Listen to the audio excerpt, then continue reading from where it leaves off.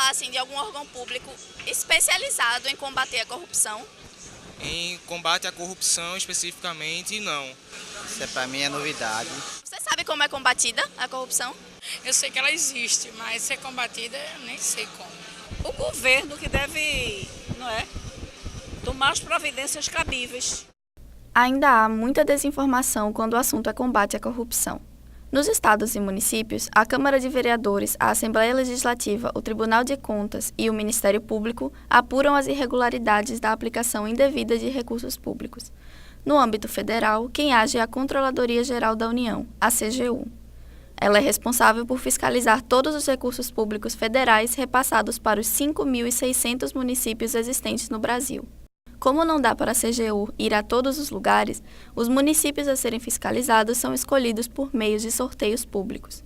Nas fiscalizações, os auditores verificam documentação, examinam contas e relatórios, fazem inspeção física das obras e serviços. Então a gente não fica só no escritório. Vamos a campo também para ver se a merenda está sendo servida na escola, para ver se o transporte escolar está atendendo as condições, para ver se a rua realmente foi calçada, como diz no papel. Tem também ações de inteligência contra a corrupção, ações articuladas com a Polícia Federal, com o Ministério Público. Então essa área preventiva hoje tem crescido bastante no âmbito da CGU. Há, no entanto, muito a ser fiscalizado e pouca gente para fiscalizar. No Brasil, há apenas 8 auditores para cada 100 mil habitantes. Em países como Holanda, Dinamarca e Suécia, esse número é de 100 auditores para cada 100 mil habitantes. Como no Brasil, o número de auditores é limitado, é fundamental que todos ajudem no monitoramento das ações da administração pública. É isso que se chama controle social. Uma das ferramentas de controle social é o Portal da Transparência do Governo Federal na internet. O endereço é www.portaltransparencia.gov.br. Nele, você tem acesso a convênios e recursos federais repassados aos governos estaduais e prefeituras. O controle social também pode ser feito por meio dos conselhos municipais. Os conselhos reúnem representantes do Estado e da sociedade civil que podem denunciar irregularidades. É a sociedade que é beneficiária dos serviços públicos, é ela que é diretamente atingida.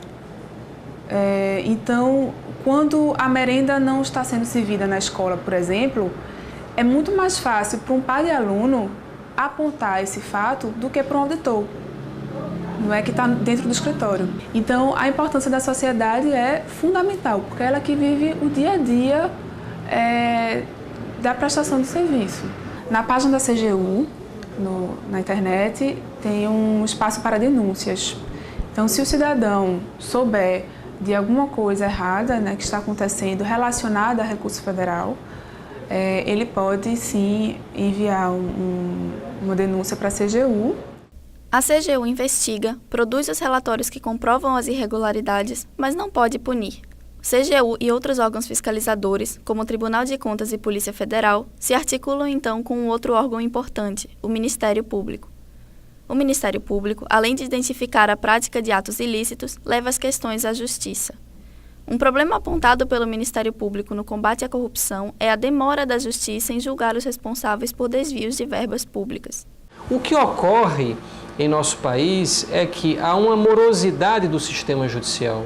E aí os outros órgãos, os órgãos que apuram essas irregularidades e o nosso órgão que ingressa com essas ações na Justiça, embora estejam agindo de uma maneira muito mais eficiente e isenta hoje em dia, a sensação que fica no povo é de que nada está sendo feito, porque a Justiça recebe essas ações e demora em média 15 anos para julgá-las de maneira definitiva. A demora na punição contribui para a descrença da população no combate à corrupção.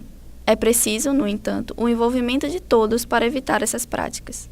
As pessoas se envolvem com tantas questões, mas quando se trata de corrupção, desvio de recurso público, elas acham que não tem nada a ver com isso. Então, de início, é preciso haver uma conscientização do papel fundamental que a sociedade tem para o exercício do que chamamos de controle social dos recursos públicos. A gente pode ter a sociedade toda mobilizada, aí sim a gente vai ter praticamente um auditor em cada local. E aí, se houver uma necessidade de alguma denúncia ou alguma reclamação, essas pessoas, essa sociedade organizada através dos conselhos municipais, elas podem tomar várias atitudes e providências no sentido de sanar aquelas irregularidades. É mais do que um direito, é um dever. Saber o que está sendo feito com o recurso público, fiscalizar a aplicação do recurso público e, quando tiver ciência de algum ato irregular que está sendo adotado, denunciar os órgãos de controle para que eles possam agir de uma maneira rápida e eficiente.